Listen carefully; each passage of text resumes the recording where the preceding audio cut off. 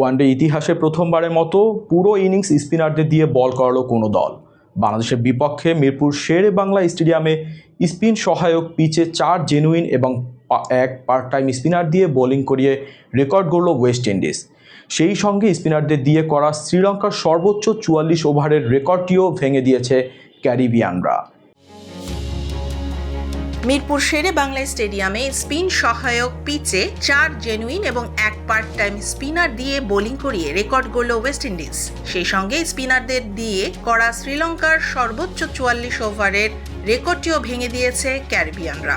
এর আগে 1996 সালে এই ওয়েস্ট ইন্ডিজের বিপক্ষে শুধুমাত্র স্পিনারদের দিয়ে 44 ওভার বোলিং করিয়েছিল শ্রীলঙ্কা। এই কাণ্ড একবার না, মোট 3 বার করেছে লঙ্কানরা। 1998 সালে নিউজিল্যান্ড এবং 2004 সালে অস্ট্রেলিয়ার বিপক্ষে স্পিনারদের দিয়ে 44 ওভার বোলিং করার শ্রীলঙ্কা।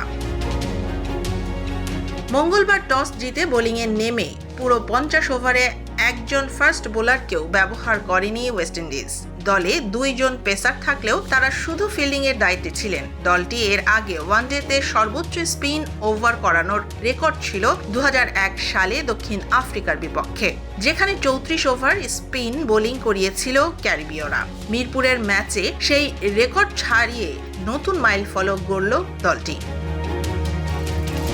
মিরপুরের এই পিচের চাহিদা মেটাতে গিয়ে বাংলাদেশ ও ওয়েস্ট ইন্ডিজ উভয় দলই আজ 4 জন করে জেনুইন স্পিনারকে একাদশে রেখেছে। 4 জন স্পিনার নিয়ে মাঠে নেমে আজ প্রায় 3.5 বছর আগের স্মৃতি ফিরিয়ে এনেছে বাংলাদেশ।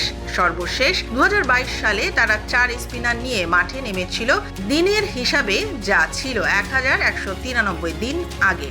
গায়ানার প্রভিডেন্স স্টেডিয়ামে হওয়া সেই ম্যাচের মতো মঙ্গলবার ম্যাচেও বাংলাদেশের একমাত্র পেসার মুস্তাফিজুর রহমান।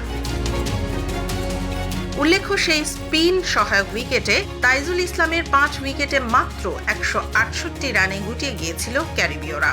বাংলাদেশ ম্যাচটি জিতেছিল 4 উইকেট ও 9 বল হাতে রেখে।